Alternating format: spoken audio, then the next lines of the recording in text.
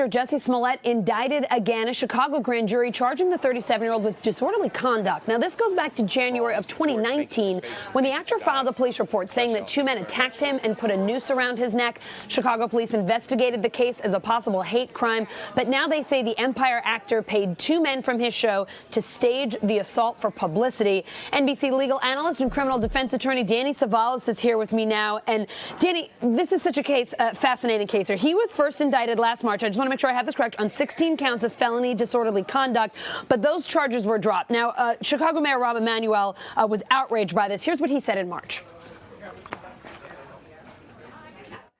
This is without a doubt a whitewash of justice and sends a clear message that if you're in a position of influence and power, you'll get treated one way, other people will be treated another way.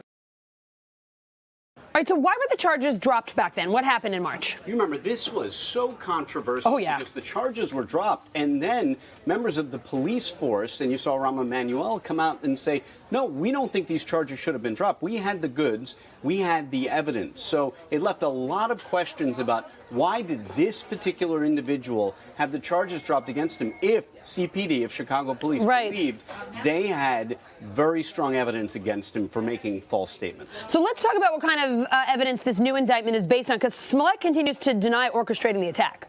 That's right. So there must be some kind of new evidence tending to show that the statements he gave were false. And the interesting thing in a case like this, CPD authorities, they had to reverse investigate. Instead of investigating criminal activity, they're essentially investigating to look for whether or not his original statements are even true and whether there was a non-crime, essentially. Oh, so fascinated, sort of doing the work in reverse. All right, Smollett has apologized, but as we've said, he maintains his innocence. So an apology here, not an admission of guilt. Actually, it can be, depending on the nature of it. That's why. Does it depend on how you make your apology? That's why. Hasn't anyone ever told you, if you get in a car accident, don't get out and start shouting, I'm sorry, because someone else may later on try to use that as an admission. We have a rule of evidence in most state and federal courts that if you make an admission, if you confess to something, that is an exception to the hearsay rule. So if you say, I'm sorry, or apologize, that can be, depending on the context and the wording, an admission that can be conclusive proof that you did what you're admitting you did. So Jussie Smollett has come out and apologized. To what degree that could be admissible against him? You can't apologize and deny responsibility. I mean, again, everything comes down to context. But if he did apologize, someone down the road may try to use that against him. It is so good to know, especially what you said about when you're in a car accident. When you're out there dry, and I know, Allison, you like to do donuts in the snow. Do not apologize when you get in an accident. Do not apologize. As someone who is like a serial apologizer, we just tend to apologize for everything.